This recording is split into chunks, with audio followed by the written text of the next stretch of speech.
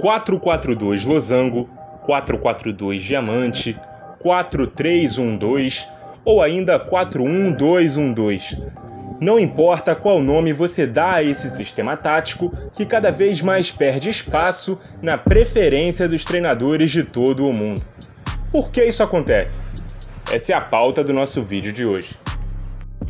Primeiramente, vamos falar sobre como ele se popularizou, sobretudo no Brasil. Esse sistema surge de uma variação do 4-2-2-2, que foi o preferido dos times brasileiros após o 4-3-3 cair em desuso. Com a morte dos pontas, os times brasileiros optaram por usar duplas de ataque, duplas de meias e duplas de volantes. As jogadas pelos lados ficavam com os laterais. Os volantes é quem tinham que cobrir seus avanços ao ataque. Quando esse avanço era simultâneo, a frente da área ficava um tanto desprotegida, então surgiu a necessidade de usar mais um volante à frente da defesa, e com isso, um dos meias foi sacrificado. Esse volante à frente da zaga é o que conhecemos como o primeiro volante ou volante de contenção, e o meia mais avançado ganhou ainda mais liberdade para atacar e ser um jogador mais ofensivo, o ponta de lança, o camisa 10 clássico, que em alguns casos também poderia ser o artilheiro das equipes.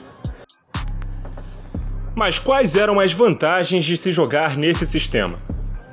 Além de soltar mais os laterais, sendo cobertos pelos volantes, sem desproteger a frente da defesa, o time também poderia atacar o corredor interno e o espaço entre os setores de defesa e meio-campo com superioridade numérica, usando a dupla de ataque e o ponta de lança contra dois zagueiros adversários, já que os laterais ficavam preocupados com a subida dos adversários da mesma posição. Essa era uma época onde a marcação por encaixes individuais se popularizou muito, mas com a modernização do jogo e a necessidade de se jogar mais compacto, alguns problemas foram aparecendo e tornaram inviável a utilização do 4-4-2 losango. 1. O ponta de lança e o segundo atacante quase se fundiram. Em sistemas como o 4-2-3-1, o meia central da linha de 3 se torna um segundo atacante no momento sem bola.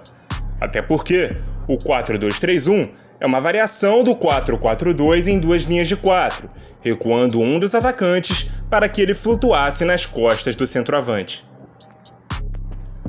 2. A quase extinção das duplas de ataque e do camisa 10.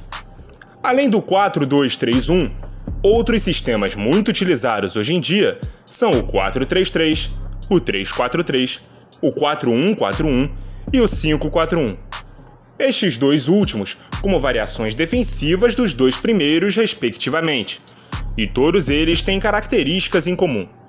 Primeiro, a utilização de trios de atacantes, quase sempre com dois pontas e um centroavante, o que não dá margem de utilização de um segundo atacante, mesmo que estes se vejam perdidos em tais plataformas por não terem características para jogar em uma das funções. Temos até vídeo aqui no Pautas e Táticas para falar sobre esse assunto. E segundo, com a necessidade de se ter meio-campistas mais completos, meias que só atacam e não têm participação na construção de jogadas ou na fase defensiva, acabaram perdendo espaço nesses sistemas mais modernos. E este é um ótimo gancho para o próximo tópico. 3. O sistema conta com 3 jogadores a menos para marcar. Diego Simeone disse uma vez: se um não marca, dá para jogar. Se 2 não marcam, tudo fica mais difícil. Mas se 3 não marcam, é impossível. E isso diz respeito principalmente ao preenchimento de espaços e à falta de uma sobra defensiva. Para não deixar só os zagueiros expostos, a maioria das equipes atacam com 7 jogadores e prendem 3 na última linha. Algumas mais corajosas até atacam com 8, então é muito arriscado defender com apenas 7 jogadores.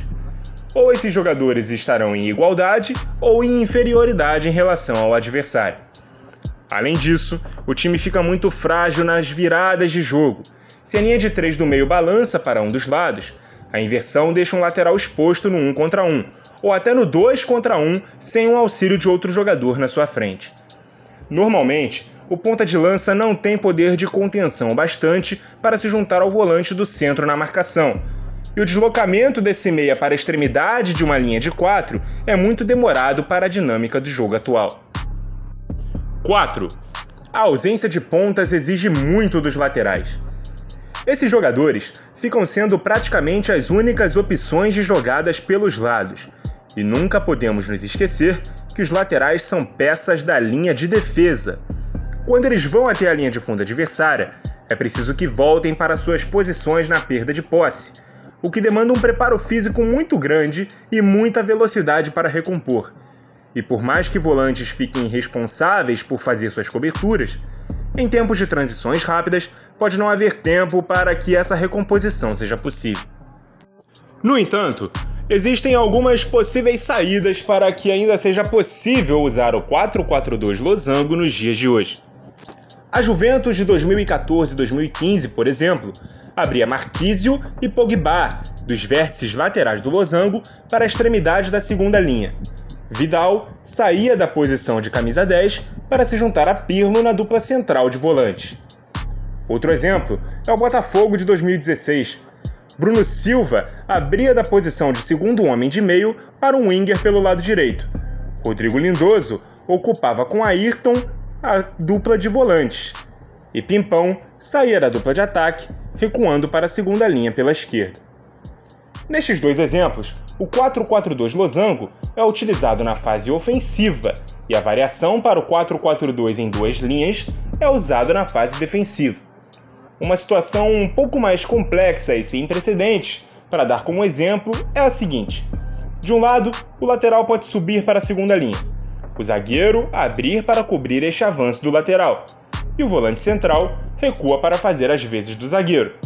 Do outro lado, o segundo atacante recua como um winger, e o camisa 10 encosta no 9. O losango do meio-campo se transforma numa segunda linha de 4, e o sistema base varia para um 4-4-2 em duas linhas.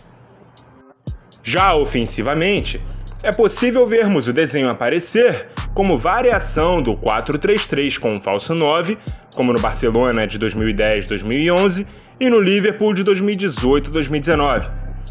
Ou no do PSG, do fim da temporada 21-22, com Messi e Neymar se revezando na função de ponta de lança, porém variando 4-3-3 para um 3-5-2 na fase ofensiva, avançando os laterais, prendendo um dos volantes junto aos zagueiros.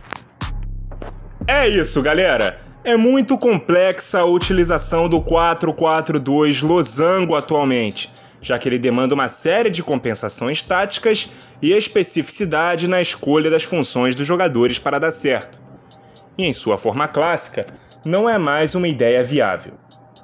Muito obrigado a você que nos acompanhou e até a próxima!